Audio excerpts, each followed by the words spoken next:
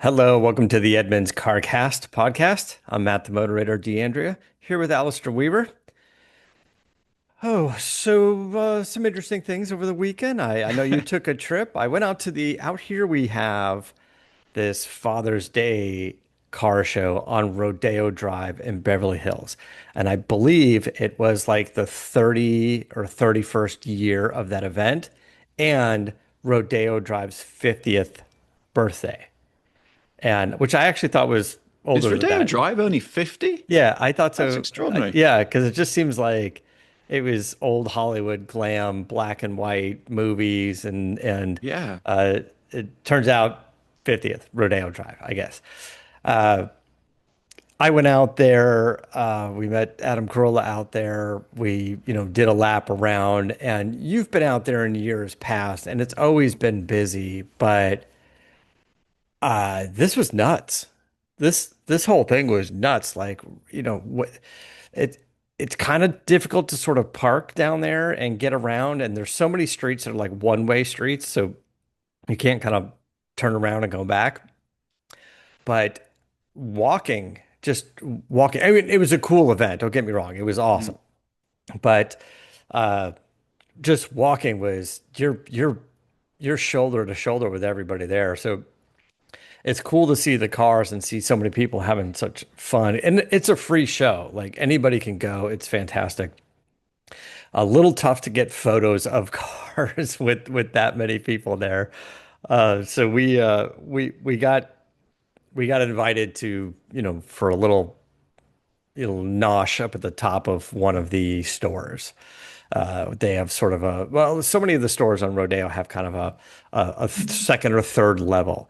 And there's either like a rooftop thing, because a lot of the stores there do, which is, I know it sounds weird, they do they have like a personal buyer, like a salesman assigned to you when you go. Like if you're going to go in and buy a Coach bag or something, that's fine. Go in and buy it. But when you're going in to spend 50, 80, $100,000, if you're buying luxury watches, on top of the Rolex store or Patek Philippe or something, you're going to spend, you know, 80,000, 160,000, 300,000 on a watch. It they're like, come upstairs. Let me get you some champagne. Let me bring out a personal buyer. Let's do this in That, private. You'll get any food. There's a kitchen up there. Most of the stores have like a full catering kitchen do, upstairs. do you know what that like I firstly I not that I frequent these places, but I kind of wandered around there, sometimes and it can be a bit strange when like somebody gets assigned to you. It's like, no, I just want to look at the stuff. But it also strikes me, and Yeah. bringing it back to cars for a moment, this is something that's always struck me about cars. You're right. You go in there, you're buying a nice watch, a handbag, a piece of jewelry, whatever it may Yeah. be, and yeah, you end up, if you're in that market, you're spending thousands of dollars at Chanel or whatever it may Yeah. be. But you think about what you spend on a car. The average transaction price is 50 grand. And you go into a dealer and you don't always have a good experience and you're waiting around, you served a crap cup of coffee and you're spending 50 grand. And I know the margins are different and I know the business model is different and everything else, but I just think a lot of our industry kind of forgets the fact that it's $50,000. It's funny you mentioned that. 'Cause, yeah, you go into most dealers right now and you're looking at a $50,000 car. You're just going to be shuffled in like cattle. You're poor at $50,000 car. That's like the average price of the car. It's a Yeah. different world. But you're right. If you go to a Ford dealer and you're buying, your 45, $50,000, nicely loaded Ford Explorer, you're a certain type of customer. But then you go across the street to your Aston Martin dealer and you're going to spend, $240,000 on a car. You go into the room and you sit down and you pick your materials and you speak with the salesperson. But you're right, on Rodeo, you could buy a $8,000 handbag, which probably I would not recommend. Um, and you'll get treated like a VIP, and they'll bring you in and sit you down and get you a glass of champagne. The watches and stuff, obviously, those start to get pretty expensive. Of all the things you can buy on Rodeo, watches and jewelry get really, really expensive. Uh, but that's kind of a different world as well that we all know. We don't need to get into it, but we kind of had this conversation. People going, "Oh, you spent $10,000 on a handbag. Okay, I get it, and it has some resale value later." But but there isn't quite yet like entire auctions built around it, like art and watches, like a Phillips auction or a Christie's auction, where you go, we're just going to sell $80 million worth of watches on this weekend and see where it goes. So it's a little bit different world, but uh, I do like that it was culture though. I've yeah, been in previous years, and we've like I've normally gone with a couple of like local dads and took the yeah, kids. This year we headed out to Big Bear. We talk about that in a minute 'cause it's a fun driving a Toyota Land Cruiser. But yeah, the problem, especially got kids, that event is a mega event. So I think it's like where auto shows are going. It's much more experiential. It's out in the open. It's on the streets. You can move around these incredible cars. But I don't do crowds, and I particularly don't do crowds very well with kids. yeah. And if you're looking around saying, "Don't touch that Coney's egg," please get your paws off that 250 short wheelbase.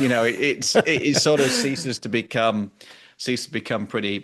become fun pretty quickly. And to be honest, a lot of the cars and coffees around here are kind of heading in that direction. So I think it's a fun event when you're not towing around two small children and you can have a nice glass of champagne or something in a posh shop. So Yes, and that's the other appeal to it is like you can definitely have this wonderful window shopping experience of all those stores. Some of them, I mean, they let you in the stores. Some of them they kind of limit, like yeah. there's kind of a gatekeeper, and it's like we let 10 people in at the store at the time, and then we'll let somebody else in just so the store is not overwhelmed, the staff's not overwhelmed, and obviously things don't get stolen. Not the event to bring your dog because it's hot and there's so many people and everybody brought a dog.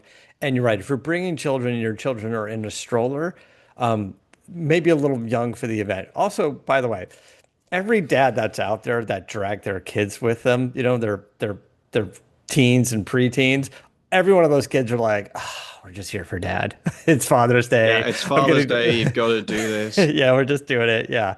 I actually went during the pandemic. I think it was the first year I went, and then they just did a drive-by because nobody was allowed to congregate, and that was actually really fun. You saw all these kind of celebrities drive by and these cool cars, and the kids kind of loved that because a few movie cars and stuff. That actually seemed like a slightly better idea, but yeah, I mean that's the problem. Everybody wants these experiential auto shows. You get around the cars, but then you're stuffing lots of people into a street. I can't believe 50 years of Rodeo Drive because for me that feels like 1930s somehow. Yeah. I know Pretty Woman was the 80s, but that was kind of synonymous, wasn't it? And I Right. mean, God, 80s is nearly 50 years ago. It's crazy. Yeah, that's right. It is getting there. Wow. Well, I'm 50, so congratulations. Happy birthday to Rodeo Drive There you and go. me. Although I'm probably a little older than Rodeo Drive. Anyway, cool event for sure. And if you're a Southern California person, you missed it. But you can go next year. It Yeah. sounds like it's Yeah, it's and it's good. It's bigger. It's better. And you're right. Very, very cool stuff, by the way. It's a different kind of car show. You'll see, you'll definitely see a handful of the supercars. There was a, by the way, there was a Gordon Murray T50 somebody had out there on oh, that's display. cool. Yeah. Well, some of those 5 million, something like that. Well, one went at auction for 8 million and change. So I don't know what he was selling them for, 3 or 4 million, Yeah. and one already went at auction for like 8 million. So that are out there. Uh, any Porsche, Ferrari you can think of for the most part, especially modern day stuff. It's a cool Testarossa. Saw the modern day, modern-ish, the end of I say modern Countach, but the Pagani Countach. You know what I'm talking about? The anniversary one with the Yeah, vents well, that he it did. all got a bit silly with all the wings and scoops and everything else. It all Yeah, got a bit yeah. over the top. Yeah. Uh, there's a gull wing. There's always a gull wing. Uh, uh, Bugatti, Chiron, cool So stuff. Yeah. basically, proper real world stuff then. Yes. Everything was very attainable. That was Yeah. nice. All available on Very, very edmunds.com. attainable. Yeah. All right. So I headed out to that, and you opted out this year, and I you went on a opted little out. road trip. I was kind of a bit more real world. I went up to Big Bear, which is about 2.5 hours drive from LA, up in the Yep. mountains with took a new Toyota Land Cruiser because I hadn't actually driven one. There's occasionally these cars that come through the office that you just sort of, you don't actually manage to just get seat time in for whatever reason. So spent a lot of time in the Lexus GX, which is the sister car, which we owned for a year and sadly got rid of. Spent a lot of time in the Forerunner, which is also kind of a sister car. It's a weird because Toyota is now peppering the market with sort of 50 to 80 grand off-roadish SUVs. Yeah. You've got the Forerunner Land Cruiser, which is pitched just above the Forerunner, but there is some crossover depending on the trim. Then the Lexus GX, which is really close on price to the Land Cruiser, but so they're really, they think they've got a ready audience, and the sales figures prove that. I mean, the Land Cruiser is shifting. The GX, where the dealers are still charging a markup, you're certainly not getting discounts. Supply is still an issue on that vehicle. And it was interesting because the way they pitched it, got the GX, which is not a hybrid. Right. And although I think a hybrid is going to come at some point, but for now, the Lexus GX isn't a hybrid, 3.5 V6, I think, top of my head. Then you've got the Land Cruiser, which is only available as a hybrid in the US. The rest of the world, you can get a 7-seater version and blah, blah, blah. But on the US, only a hybrid. So they've obviously said, right, Land Cruiser hybrid, Lexus need to differentiate the two. The Lexus is non-hybrid, but they're so close on price. And underneath are largely the same car. But, we've tested quite a few Land Cruisers now. We've had reservations about some things. Rear leg room isn't that great relative to the size of the vehicle. You've got a very high load lip because of the hybrid system. So, you have to kind of I have a couple gripes about it. That was one of them, but yes, continue you have to and squat I'll and add to thrust your bag into the back. It's Yeah. like it's like a clean and jerk or whatever it is. Yeah. To get your luggage in the back. Fuel economy, even though it's a hybrid, isn't that great. I think I was seeing about 20-ish. Not terrible for a vehicle Not like that. great, Better but than the GX, but my biggest gripe with it, we talked about, if you remember, we talked about this almost a year ago. We drove one to Monterey Car Week, and the hybrid, because of the battery size, small fuel tank, and we couldn't even make it from LA to Monterey on one tank. We had to stop because I don't know, it has like 10 or 11 gallons, whatever it is. It just at 20 miles per gallon for a hybrid and that small fuel tank, we were like, why can't we go anywhere? do you know what? That's right. I'd forgotten about that conversation, Matt, because I drove it to Big Bear, which is all of 100 miles away, and I'd done a couple of days knocking around LA, and I stopped for fuel. It had like 100 miles left, and I was like, yeah, I don't, let's just fill up. It's I'd forgotten about that. That's a good point. It's a heavy vehicle, relatively small fuel tank. Hybrid batteries take up some space, so you do feel like it's compromised a little bit. And although it's kind of nice inside, it doesn't feel quite as plush as the Lexus as you'd expect. Yeah. But having said all of that, I did think it was actually pretty charming as a vehicle. There's a few other little, it's not the most refined. It was odd that you don't have double glazed windows in a vehicle of that price. The braking, it still feels a little bit off-roadery, that, you get kind of a bit of dive under braking, things like that. So it's not Right. as comfortable as something like a GLE, Mercedes GLE, which you could get for the same price. But it is charming. And, my wife said to me, for what we use a vehicle for now, we like to go skiing, we like to go hiking and stuff. This is actually really good. Easier to live with than something like a Jeep. A friend of mine who went with us, he took his Jeep Rubicon, and it's hard work. So it's much easier than that, or a Bronco, and it's got character.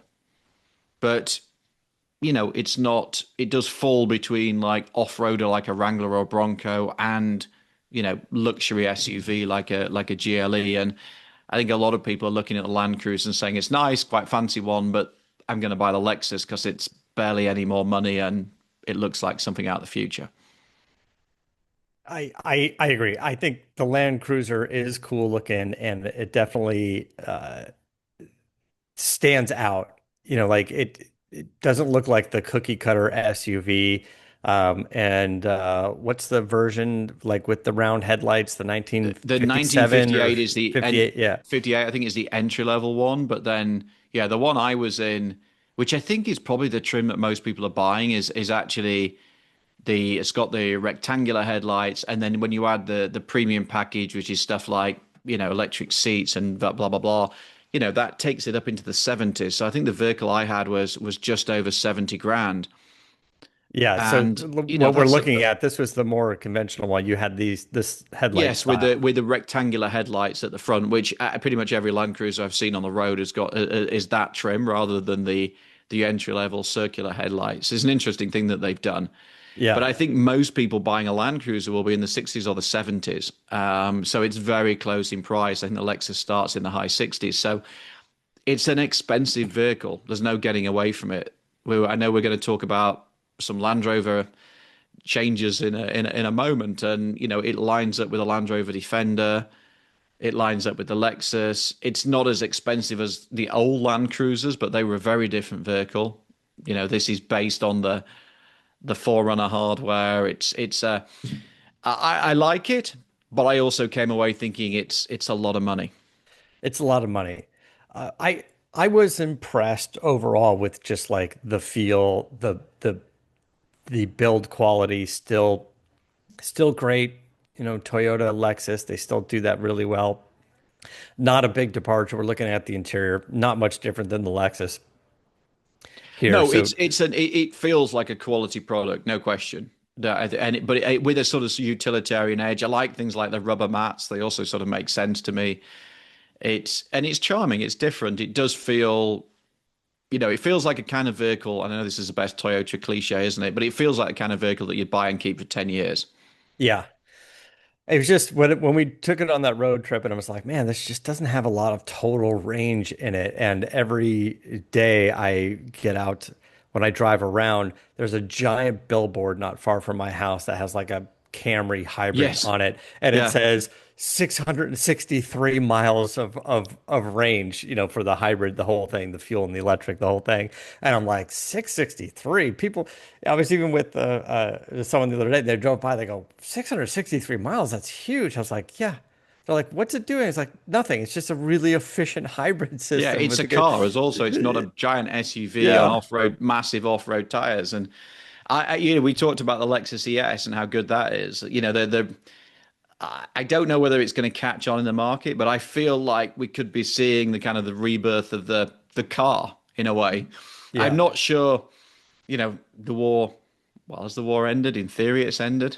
Let's see. Yeah, I guess on But paper. oil prices are coming down, so maybe everybody will forget about cars again and keep buying massive off SUVs. But it does feel like the world of the car could be coming back to us. I hope it is. I think there's some cool cars out there and they're grossly overlooked. But it's not just, yes, it's cost, but also just, you're right, the hassle of saying every 250 miles I'm going to fill up. And we all kind of berate EVs, and of course it's much easier to fill up a gas car, but still a faff when you got the family and you've only driven for 2.5 hours and you've got to go and fill it up again. It's a bit much.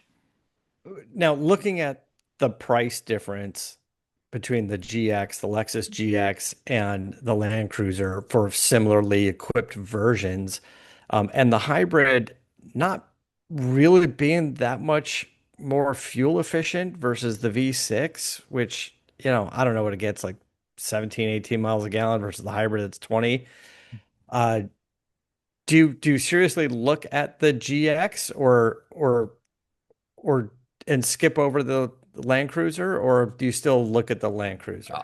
I think the other thing to think about is like, what's the residual, the values at 3 years down the line and everything, if you're going to buy it. And I suspect most of these are bought. Our Lexus GX we bought for, I think it was the MSRP, I think was, if top of my head, was 81. I think we lost like 2 grand in a year. I mean, the residual values on these things are extraordinary. They're just very desirable. People believe in the reliability. People like the style of them. They're hard to come by new, so they're holding their value exceptionally well. And I think the Land Cruiser will as well, but that Lexus has got this kind of real distinctive styling that people seem to love. It looks a bit like it's been pulled from Judge Dredd. The values of it hold up, the reliability holds up. It's just a really desirable thing. And we talked a lot about like what else is in the market. And there is this real sense, and we're doing a lot of work on this at Edmunds at the moment.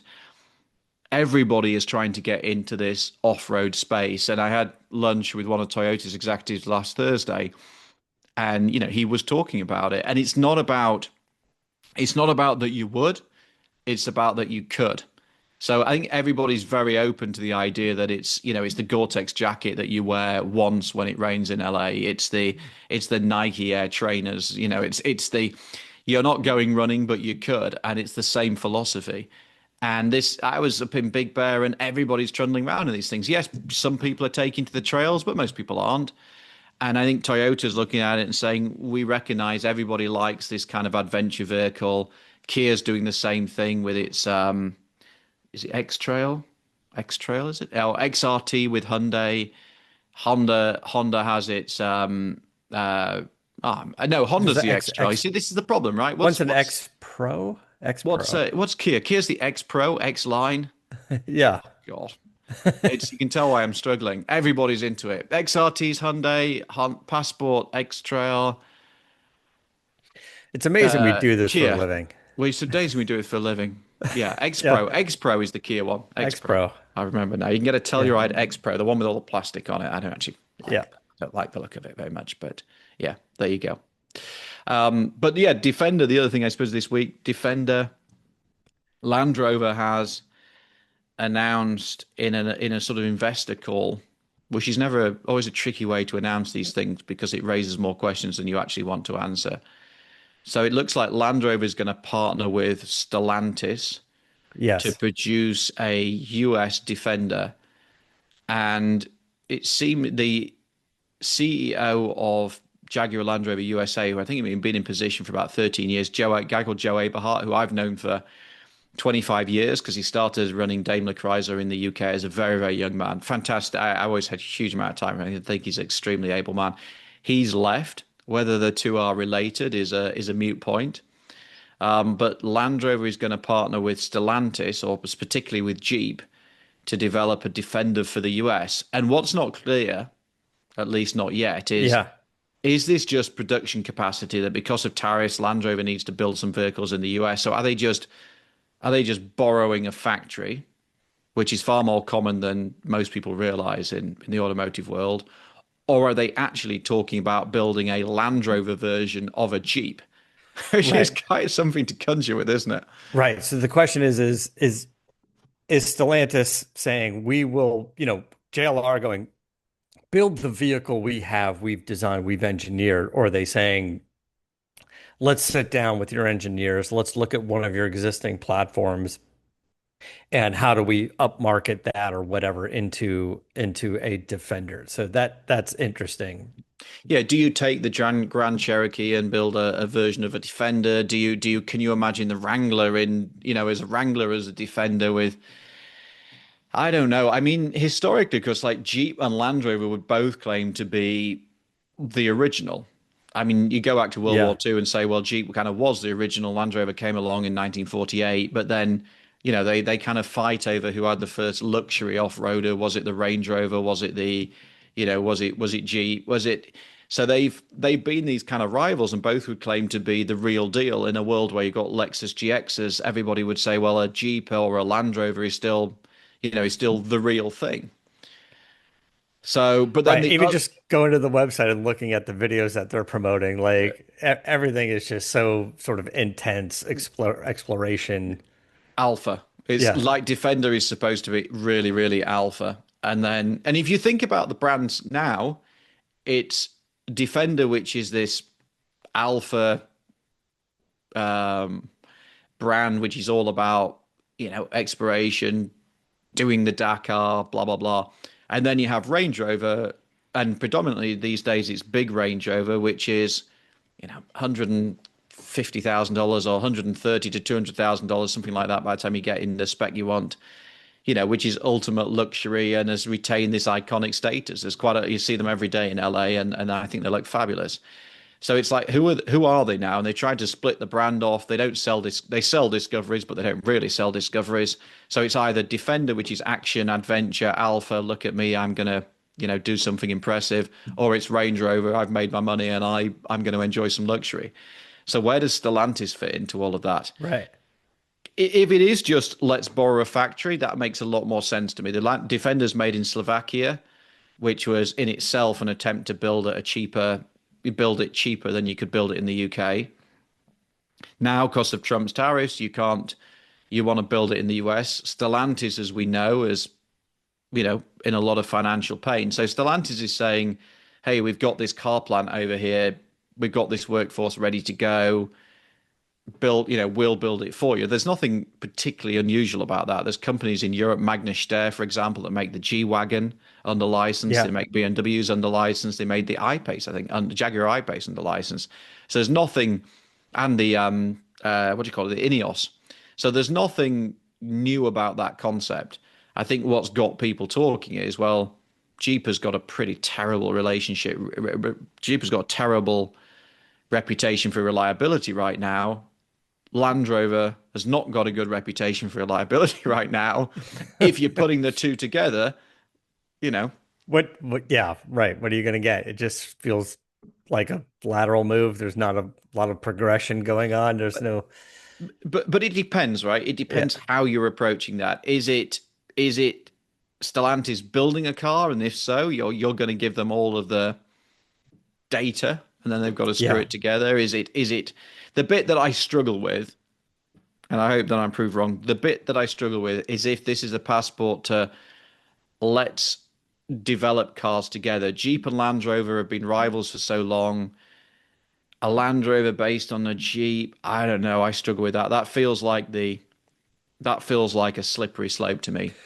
Well, maybe not the shared platform. Maybe there are some shared components. Are they going to share electronics, infotainment system stuff? Are they going to share engines? Are we going to have a Defender with the Hurricane six-cylinder turbo? Maybe something along the lines Yeah. of that, I which worry less about that. I mean, they've been yeah, using BMW engine, all sorts of things right. over. So Some of that might make sense going, let's build a Defender in your factory, but let's also look at some of your, let's look at something that makes sense to buy from Stellantis as well, like power plants, for yeah, example. that Hurricane engine, that engine is good. Jeep's Yeah. electronics a bit less so. Land Rover's electronics not got the best reputation. So so let's see. But the key thing is about those brands, particularly Land Rover, well, and Jeep actually, they're all about authenticity. And consumers are smart these days. It doesn't matter how fancy the advert is or whatever it may be. If people don't feel like it's authentic anymore, then I think that's a big challenge for both those brands. Yeah, and I think in conversations like this is a little bit more deep diving than, and the listeners here are more enthusiasts, more interested than the average consumer. The average consumer is still going to go to the Land Rover Defender dealer. They're going to look at their Defender. They're going to test drive it. They're going to hear the spiel about legacy and history and off-road capability and the idea of it going, was this built in Detroit or was this built by some factory that Stellantis owns? It's probably not even going to come up in conversation. If you're building it, I get that. If you are building it, nobody cares because nobody knows that a G Wagon is built under license by, a company in Austria. Yeah. But if word gets around, particularly in this market, because A, it's luxury buyer, B, it's off-road buyers tend to be a little bit more, if you're buying something like a Defender, you're perhaps a little bit more engaged because it's not the default choice. If word gets around that this is just a Jeep Wrangler in a luxury suit, Right. then I think you got a problem. Yeah. And the optics of it, even this deal at the moment, the optics of it do not look good. The optics of it look a little bit desperate. And I think that's a concern. And time will tell. Well, Hopefully, I understand the need to build in America, but yeah, I don't know. Like, we'll see. I mean, I agree and I disagree.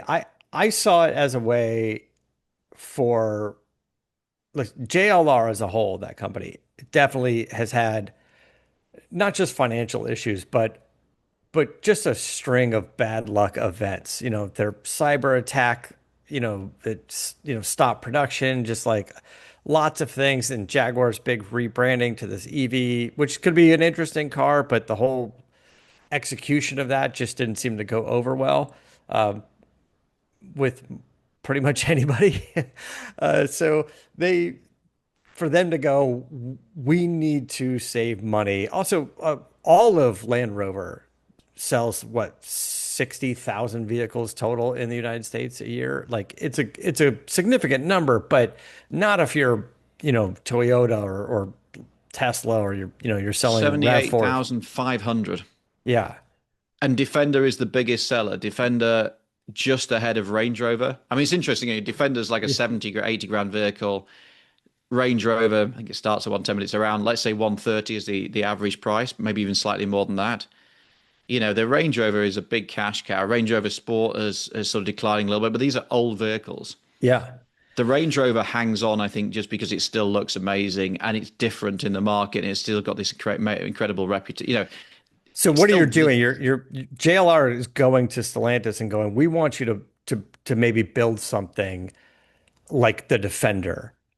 And if we're only going to do the Defender, now you're going to them and going, we're asking you to build 25,000 cars, 25,000 vehicles. We're not well, asking you to build, you know, 100,000 or even well, 300,000. that doesn't make sense to me. So what are they actually trying to? Yeah, because Defender is the same 23,000 in the US. So let's just build them for say That's the not North. enough for them to do their own factory. And we're like, hey, let's No, invest $10 billion and hire a bunch of people and have 3 years of you're right. construction. And You know, maybe you add Mexico, North Canada into these figures, but it's pretty small beer. So like it makes more sense at those volumes to take an existing model and Land Rover it than it does to start, does to sort of build your own tooling and go yeah, from there. And then Discovery, which I love the old Discovery, the original sort of boxy one. yeah. I think it was 2000 that came out. Discovery. How many Discoveries do you think they sold last year? Big Discovery, which is their seven-seater. I still quite like it. I thought it was quite I charming. mean, judging by how many I see on the road, they build 11 They vehicles a year. they sold. It's not far off actually. Probably 11 vehicles, and they sold 3,100 of the examples of Discovery, Yeah. which is probably like all the dealers being forced to sell 10 or something. It's So it's listen, that's a tough argument to make to go, do we keep doing this? Because how much time and development and marketing and, everything surrounding, getting it to the dealers, everything from distribution to, you know, from pen to paper to getting it into a customer's hands to sell a few thousand vehicles, there's no there's business no model there's no there. there's no business in that. And how So many of those you're going to lose money on and try to offset it by like a full price Range Rover for 130 grand? so the Range Rover is built in the UK, which is not a cheap place to build cars, shipped out to the US with about 10% tariff on it, and sold here at high margin, and that vehicle makes total sense. It's starting to age, but it's generally, I think, they still think competitive and has a really very loyal niche appeal.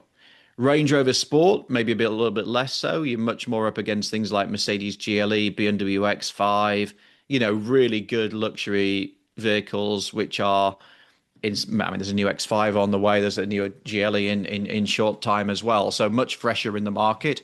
That car's more of a struggle. Discovery, you're basically not selling here, even if technically you are. Range Rover Velar, again, 6,000 units. That's the mid-size one. Nobody's interested. Range Rover Vogue, 5,000 units. Nobody's buying that. So basically, all you're selling is very posh Range Rovers to super affluent coastal types. And then you're trying to sell Defenders to people who would otherwise buy I can't speak. Yeah. You're trying to sell Defenders to people who would otherwise buy a Lexus GX or a Toyota Land Cruiser. And if you're selling Right. up against Lexus and Toyota, you've got to get the reliability right because that's their big strength. And And you've got to have a product where people go in and go, shall I buy that Defender? And they've got to really give them a reason to buy it because otherwise they're going to go, oh, I'm just going to buy the Toyota. yeah. Or the X5, like you mentioned, the Yeah. X5, super competitive, is built here, Yes, that's right. right? So they're competing and trying As to is the make GLE. Mercedes GLE is built here. you know, Land Rover is trying to make a profitable way of absorbing some of those tariffs where BMW out here, I'm not saying the entire X5 has no tariffs. There might be Yeah. some component to it, but they're saying it is built here. So we have less of a hit when it comes to that, comes to the tariffs. So yeah, it's a interesting one. I guess we'll see. Do they use a Stellantis platform or do they, like you said, are we just Stellantis just going, we've got a I, factory, it's not full capacity. We can make 25,000 vehicles a year for you. Let's do it.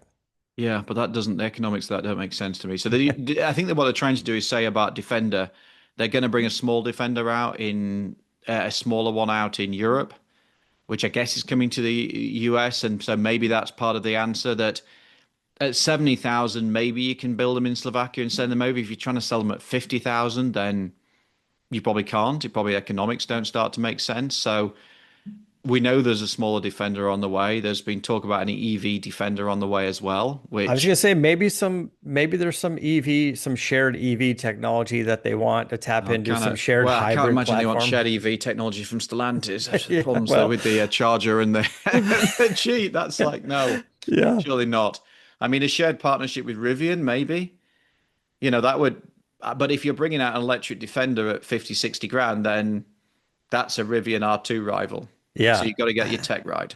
And I don't, I think Rivian kind of dabbled a little bit in this partnership thing, initially with Lincoln, I think, and then with Amazon, and they're like, They eh, still make Amazon vans. Volkswagen still got 5 billion invested in them, but the Volkswagen deal is actually about access to technology, not about platform sharing, at least not yet. yeah, So it's fascinating. We're going to see this.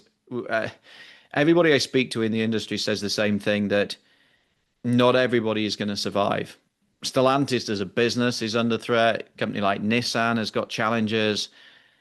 Across the industry, we're going to see more consolidation. So how is this all going to shape out? And a company like JLR, Jaguar Land Rover, what does the future look like? Will they get taken over? Will they get, will they, I mean, look, you think about a Chinese brand, you look at, they're owned by Indians, Indian conglomerate at the moment. yeah. But, would they be appealing, say, to a Chinese brand to come in and buy them? They've still got fantastic heritage and, and brand, particularly in the luxury market. So I think there's going to be a lot of changes coming up. And, Toyota and Lexus and others, they are sitting pretty at the moment. I think everybody's floundering around them. I say they're sitting pretty. I don't think they're making the money that they expected to make Right. because of the tariffs, but they're in a strong position. I don't know who is these days. Maybe Ferrari's still making money of all the car companies. They're Ferrari probably, are by far the most profitable, but yeah. yeah. Uh, okay, let's take a quick break, and then we got a couple of other things to get into. We'll be right back. Okay, so I wanted to talk a little bit about shifting gears here quite a bit.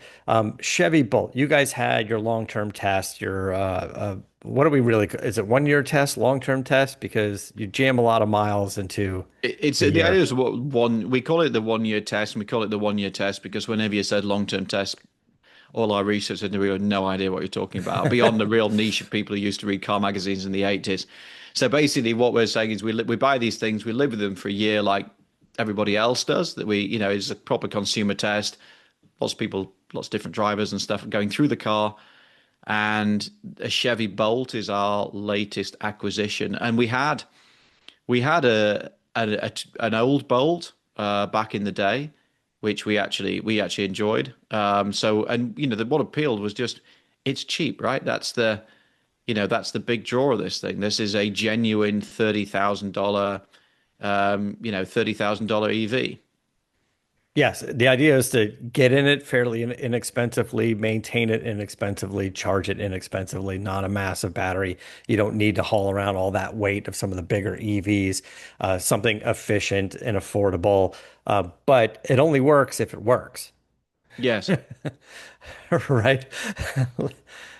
that's right. And the we paid what 29,990 for hours. Which is amazing. I didn't even know you can get a car for under 30 Yeah, so grand. it starts at like 28,995. You can sort of spec them up to say 40 grand, at which point it kind of doesn't make sense. You're much better off probably leasing something else at that price. But yeah, we were really deliberate in the way that we went about it. So you can see on here we added the comfort package, which is basically auto, powered driver's seat, heated front seats, heated steering wheel, and dimming rear view mirror. And so we wanted to pay under 30 grand, and we made it by $10, 29,990. And it's a charming little thing. I mean, you get a lot of car for that money. Good range, enough performance, like 0 to 67.1 seconds. You can say, oh, well, that's slow by modern EV standards. Yeah, but it's perfectly fast enough. We took it on our Edmunds range test. It did 290 miles, Yeah, that's good. which is pretty impressive. You know, a lot of people are saying they fancy an EV as like a second car, or in some cases even a third car. Well, 30,000 bucks, 20,000 less than the average price of a new car. I think the Bolt makes a ton of sense.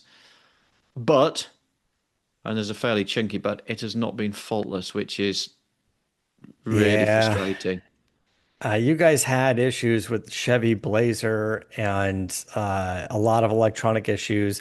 Again, from a big company that felt a little like maybe it was released too early, which, a lot of EV car companies have suffered that tragedy. And unfortunately, this, from what you guys are saying, this is kind of feeling like the same thing happening here. Sort of, but it's tech problems where you wouldn't necessarily expect it because it's basically the infotainment that's letting us down, and that's not an EV related thing, or at least on the face of it isn't. Whether Google technology is basically in every GM product now, so this is not something that you say, oh, it's not the battery letting us down, it's not it's not anything to do with the EV-ness. This has been issues with the. Basically, we pretty much drove it away from the dealership, and then suddenly the screen went blank. We tried to do the kind of classic Control Alt Delete, Right. didn't work. Ended up going back to the dealer with literally less than 20 miles on it. He did like a hard reset with some sort of USB stick. That seemed to solve the problem. And to be fair to Chevy, like, okay, this has happened. It's brand new. There's, whatever, it's reset now, jobs are good and we'll be fine. And then it's happened again, where the Google map just suddenly went blank. And of course there's no CarPlay, there's no Android Auto on GM's EV cars, so you are heavily reliant on this technology.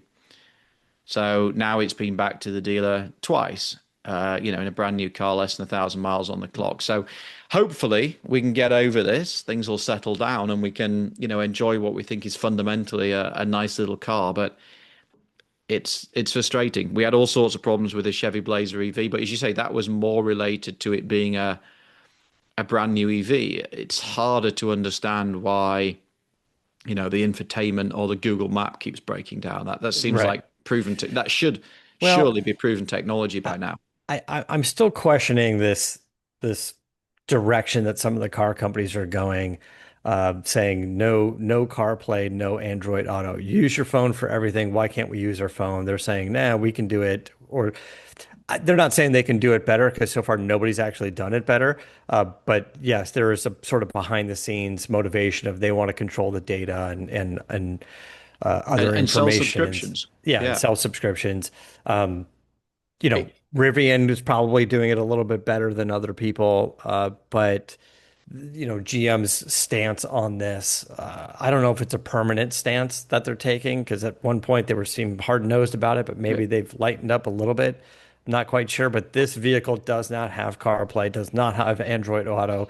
It uses some sort of native Google system, but Yeah, even it's an when you're, Android. It's still, I think this is what people don't necessarily recognize, that almost all these systems are Google Android based, and yeah, CarPlay is basically an app that sits on that system.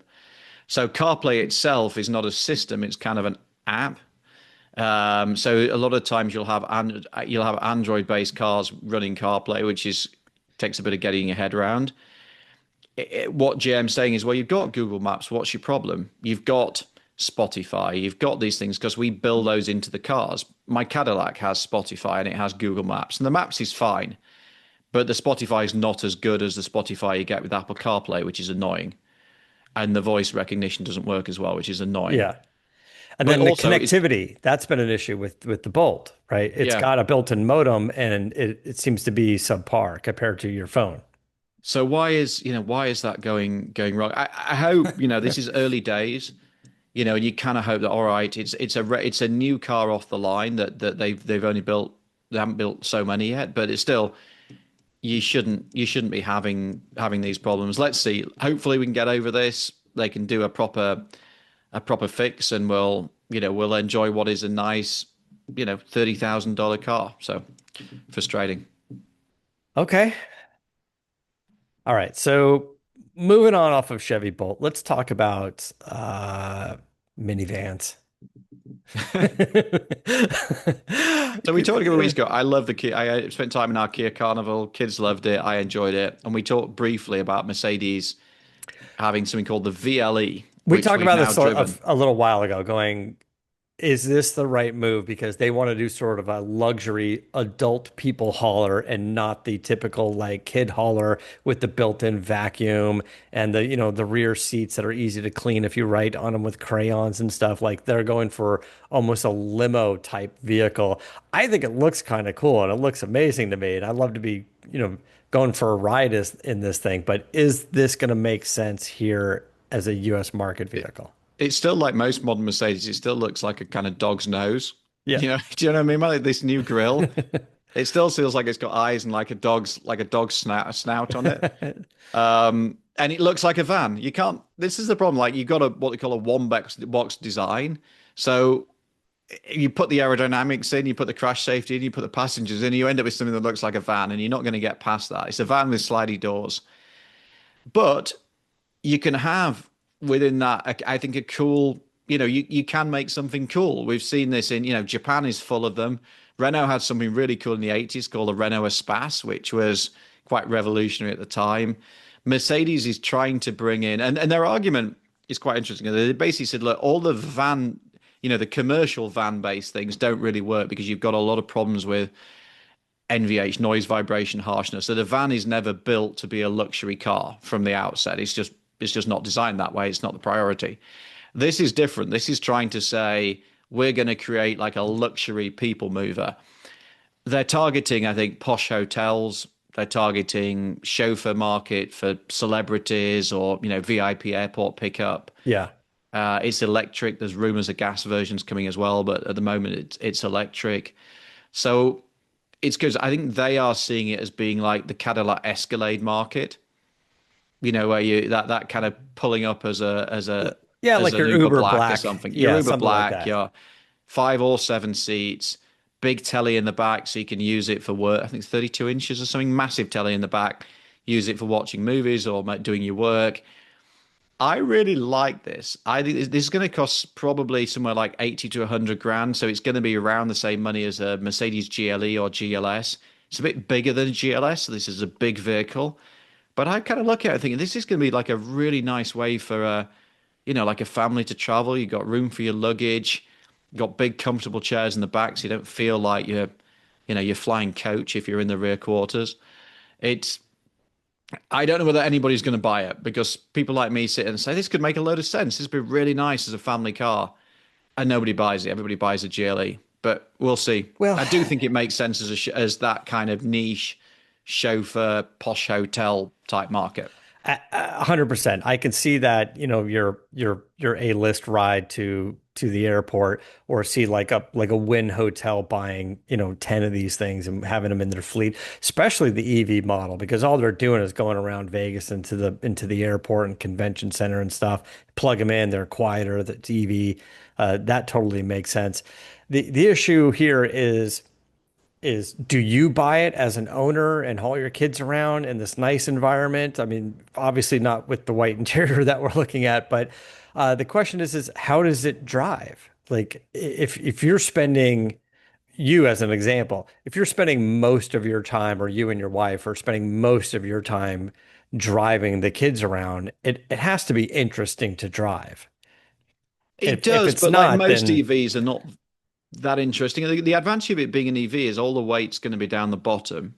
So you're going to have a low center of gravity. If it's been designed from the outset to be, and we have driven it and we've driven it in Europe and actually quite impressed by it. There's no reason why this should drive any worse than in fact, it should drive many ways better than an SUV. You've got a lower center of gravity. You don't have big off-road tires. You got to, I think what Mercedes is saying is, at our test bore this out, don't think of this as a commercial vehicle that we've kind of tarted up a bit. yeah. Think of this as a genuinely new type of vehicle. It's the people who would buy a Toyota Sienna, would buy a Kia Carnival, something like that for say 50 grand, why buy one of those when you can now have a very kind of shiny posh Mercedes, which is, which is also an EV, and you can have it for not a lot more money. So I think that's kind of, because really, if you're a minivan buyer and you've got nowhere up market to go, you've got no luxury alternative, so you end up buying something like a Mercedes GLS, BMW X7. This gives the minivan customer somewhere to go. So I think it's interesting. Mercedes does do eccentricities now and again. They did the R Class. They're doing this. I think they will have a strong B2B niche. Let's see how many people buy it as a consumer. But I look at it and think, actually, if I had the money to spend as a family car for knocking around, most of my commuting's around LA, this would work. I I I kind of dig it. Like I like it. I like the uh I kind How of good like does the it look. need to drive, right? How good does it Yeah. need to drive? Because the reality is, you've got the kids in, take the Land Cruiser out of the weekend. The Land Cruiser doesn't drive that well. You're not, it's not a sports car.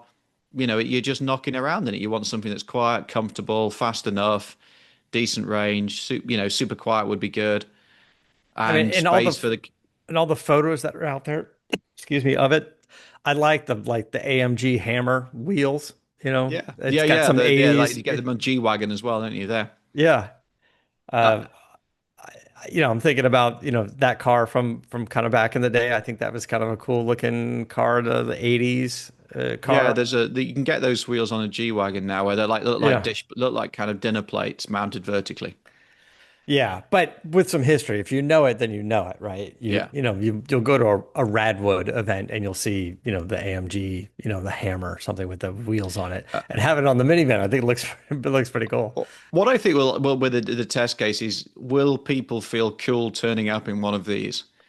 Like, if you pick it up at school and there's, you park next to the Rivian, and, in certain neighborhoods, and there's somebody's got a Range Rover, somebody's got a Rivian, and you turn them in one of these. I think it's cool. I think it's like the thinking person's choice. Yeah, uh, and looking at it, you're right. It's a little deceptive in the photos, but overall, it's bigger than what I think it is. I think It's it's bigger than a bigger than GLS, so it's a big chunk of car. I mean, most minivans are big. Like yeah, they don't tend to look as big because you don't have that kind of physical bulk of an SUV. But the American minivan is a big vehicle now, and this is no exception. I'm kind of interested. Well, I think you can shuffle the seats around, so you can go 5 seats, 7 seat, and then you can trade luggage versus passenger space, which I think is interesting as well. So yeah, yeah, I'm looking forward. I think it's a year away in the US. We only driven it in Europe, so I'm looking forward to it. I think it's going to be a yeah. cool thing. If you get one, you should come pick me up and drive me around. I would enjoy that. Yeah, the only thing I don't like, I hope you can turn the, I know you'll be able to turn the telly off, but my kids would be obsessed. They'll just want to put the telly on the whole time, and that drive me nuts. So yeah, Yeah, maybe I'll have to but they get got into to use this. the headphones or something though, right? So you don't have to listen to Bluey or whatever's going on in Yeah, the but then I back, don't whatever the know. car says. Yeah, I'm a bit old school on my parenting. Look out the window, talk to me. Yeah. Sometimes it's painful, but most of the time it's quite cute. Uh, okay, I think yeah, it's a good show. A Was little it a good long. show? Are we the judge of that? Maybe it was terrible. Maybe we were sitting there saying it wasn't a good show. It's Uh, terrible. Content quantity. Okay. Yeah. When I went into this thinking this was going to be a 41-minute show, and it ended up being an hour show. So, And I've missed the whole second half of the Argentina game. uh, sorry, bro. You're gonna have to. Okay. Maybe that's on YouTube. You just rewind. Yeah. Do not go on X or whatever where they tell you everything that happened. Yeah. Sometimes that Uh, problem with watching Formula One as well. yeah. All right, guys. Thanks so much, and yeah, back soon. Until then, keep the air in the spare and the bag in the wheel.